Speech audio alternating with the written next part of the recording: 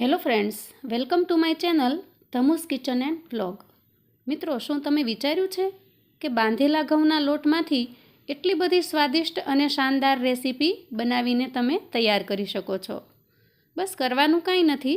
બાંધેલા ઘઉંના લોટમાંથી આજે આપણે રેસીપી બનાવવાના છીએ અને એટલી સ્વાદિષ્ટ બનશે કે જો તમે એકવાર બનાવી લેશો ને તો કાયમ વારંવાર તમે આ રેસીપી બનાવશો.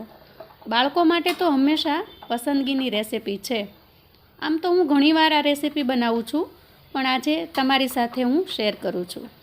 જો મિત્રો, આજની આ રેસીપી તમને ગમે તો લાઈક ચોક્કસ કરજો અને મિત્રોને પણ શેર કરજો, તમારા સગા સંબંધીને શેર કરજો અને જો ચેનલ પર તમે નવા છો તો ચોક્કસથી સબસ્ક્રાઈબ કરજો. તો ચાલો બનાવીએ આપણે આજની રેસીપી. અહીંયા મેં ઘઉંનો બાંધેલો લોટ લીધો છે. બપોરે જે રોટલી બનાવી હતી એમાંથી આટલો લોટ વધ્યો હતો. તો આજે હું સાંજના નાસ્તા માટે આ રેસીપી બનાવી રહી છું. અને એવું ન વિચારતા કે લોટ વધ્યો હોય ત્યારે જ તમે આ રેસીપી બનાવી શકો. તમે આ રેસીપી બનાવવા માટે લોટ બાંધીને પણ બનાવી શકો છો. બરાબર છે? જો લોટ વધ્યો છે તો પણ અને લોટ નથી વધ્યો તો પણ સ્પેશિયલ બાંધીને પણ આ રેસીપી તમે બનાવી શકો છો. મિત્રો, ખૂબ જ હેલ્ધી રેસીપી બને છે. હવે આપણે અહીં પૂરી કે રોટલીના જેટલા લુવા કરીએ એવા વણી લેવાના છે. તમારે જેટલા પ્રમાણમાં નાસ્તો બનાવવો હોય એટલા પ્રમાણમાં વણી લેવાના છે.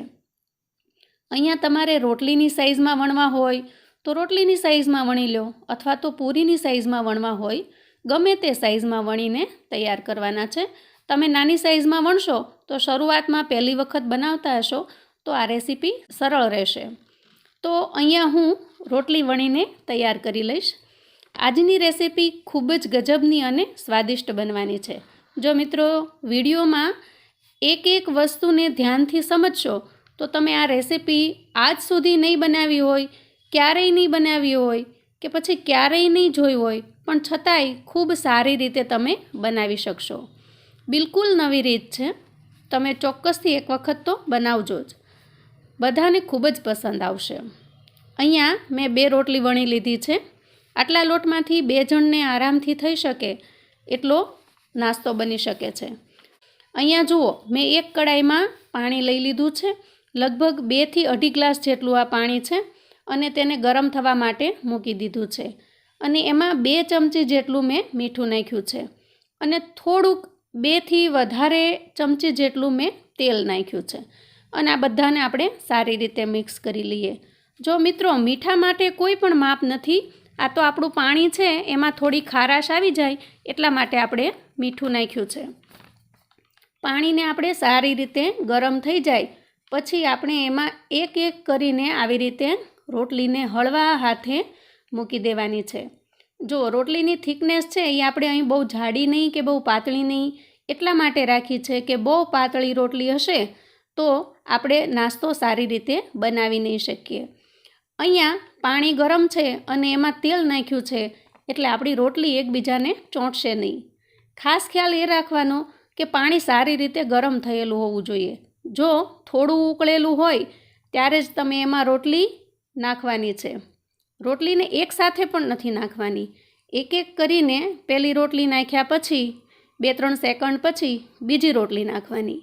એવી રીતે નાખવાની છે. એનાથી શું થશે કે બંને રોટલી એકબીજાને ચોંટશે નહીં અને જ્યારે રોટલી અંદર નાખીએ ત્યારે કોઈ જારો કે સ્પેચુલા લઈ અને આવી રીતે સાઈડમાંથી ફેરવતા રહેવાનું છે. જો અત્યારે ગેસની ફ્લેમ છે મેં મીડિયમ રાખી છે.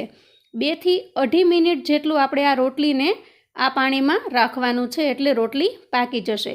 જુઓ, તમે જોઈ શકો છો કે રોટલી પાકી ગઈ છે અને ઉપર આવી ગઈ છે. આમ મીડિયમ ફ્લેમ ઉપર કૂક કરશો તો વધારેમાં વધારે 2 થી 3 મિનિટમાં આપણી રોટલી સરસ પાકી જશે. તો તમે જોઈ શકો છો કે આપણી રોટલી પણ સરસ પાકી ગઈ છે અને તરવા લાગી છે. 2 થી 3 મિનિટમાં પાકી ગયા પછી આપણે ગેસને બંધ કરી દઈશું. અહીંયા નાખીશું ઠંડુ પાણી.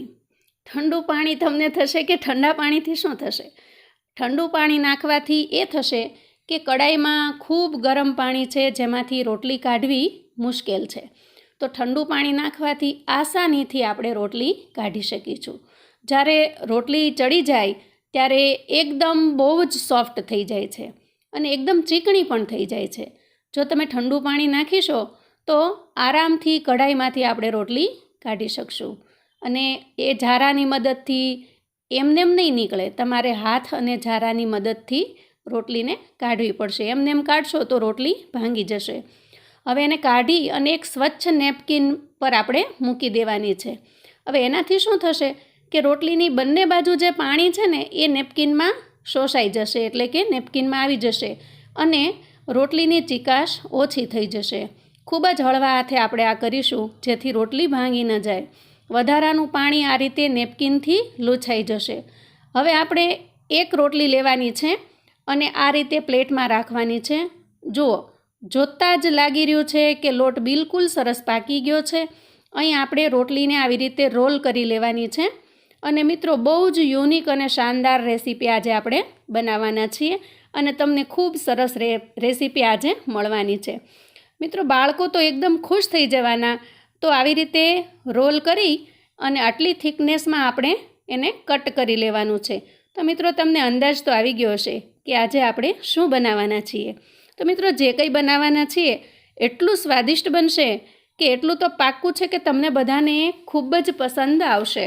મતલબ તો બાળકો તો શું, નાના મોટા સૌને પસંદ પડશે, કેમ કે આ બધું એટલું હેલ્ધી છે અને હેલ્ધી રેસીપી બનીને તૈયાર થાય છે. હવે આવી રીતે આપણે બધી જ પૂરીને કટ કરી લઈએ અને તૈયાર કરી લઈએ. તો આ તો તમે ગમે ત્યારે બનાવી શકો છો. ક્યારેક બ્રેકફાસ્ટમાં બનાવવી હોય તોય સવારે બનાવી શકાય છે. રાત્રે લોટ વધી ગયો હોય અને ફ્રીજમાં મૂકી દીધો હોય તો ફ્રીજ ખોલો, લોટ કાઢો તો સરસ મજાનો બ્રેકફાસ્ટ પણ બનાવી શકશો.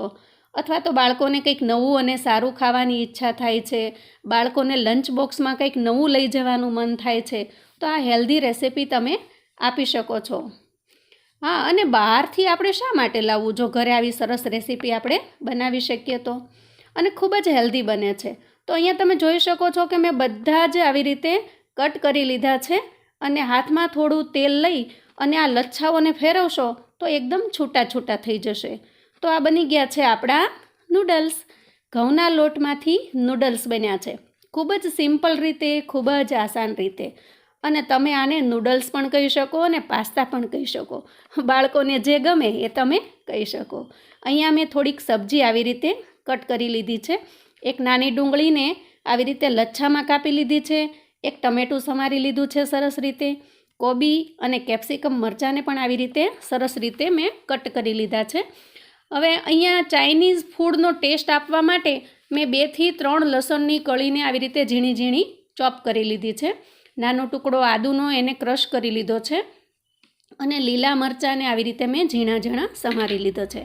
એક લીલું મરચું અહીંયા મેં લીધું છે. અહીં તમે સિમ્પલ તમારી પાસે ડુંગળી, ટમેટાં, મરચાં જે કોઈ હોય એનાથી બનાવી શકો છો. આપણે અહીં ઘરની વસ્તુથી ખૂબ જ સિમ્પલ રીતે રેસીપી બનાવવાના છીએ. તો તમારી પાસે જે કંઈ અવેલેબલ હોય ઘરમાં એનાથી તમે આ રેસીપી બનાવી શકો છો. કોઈ પણ વસ્તુ આપણે બહાર લેવા જવાની જરૂર નથી. જો અહીંયા ગેસ પર મેં પેન રાખી દીધું છે અને એમાં 1 ચમચો તેલ નાખ્યું છે. તેલ ગરમ થાય એટલે આપણે એમાં નાખીશું ડુંગળી અને ડુંગળી થોડી ચડી જાય એટલે એમાં આપણે નાખીશું કોબી અને કેપ્સિકમ પણ નાખી દઈશું. હવે ત્યારે એમાં આપણે ચોપ કરેલા લસણ અને આદું નાખીશું અને ઝીણા સમારેલા મરચાં પણ એડ કરી દઈશું અને પછી નાખી દઈશું આપણે ટમેટાં. આ બધા જ શાકભાજીને આપણે ફટાફટ એડ કરી દેવાના છે, કેમ કે આ શાકભાજી છે એ ક્રન્ચી હશે તો જ આપણી જે રેસીપી છે એમાં ટેસ્ટ એકદમ લાજવાબ આવશે. અને અહીંયા આપણે શાકભાજીના ભાગનું મીઠું નાખીશું, કેમ કે જ્યારે નૂડલ્સ બનાવ્યા ત્યારે એના ભાગનું મીઠું તો આપણે ત્યારે નાખી દીધેલું છે. હવે જો આ બધી જ વસ્તુમાં સરસ મીઠું મિક્સ થઈ જાય એટલે અહીં ઉમેરશું થોડો ટોમેટો સોસ. જો ઘરમાં અવેલેબલ હોય તો નાખવાનો, અને થોડો ચીલી સોસ. અહીંયા મારી પાસે બંને સોસ પડ્યા છે એટલે મેં નાખ્યા છે. બાકી ખાલી ટોમેટો સોસ હોય તો પણ ચાલે. અહીંયા થોડી હળદર, થોડું ધાણા જીરું, ખૂબ સારી રીતે બધું જ નાખી અને મિક્સ કરી લઈએ. અને હવે એડ કરી દઈએ આપણા નૂડલ્સ. બધા જ સારી રીતે ભળી જાય એવી રીતે આપણે મિક્સ કરી લઈએ. જો અહીંયા મીડિયમ ફ્લેમ પર આપણે ગેસ રાખ્યો છે.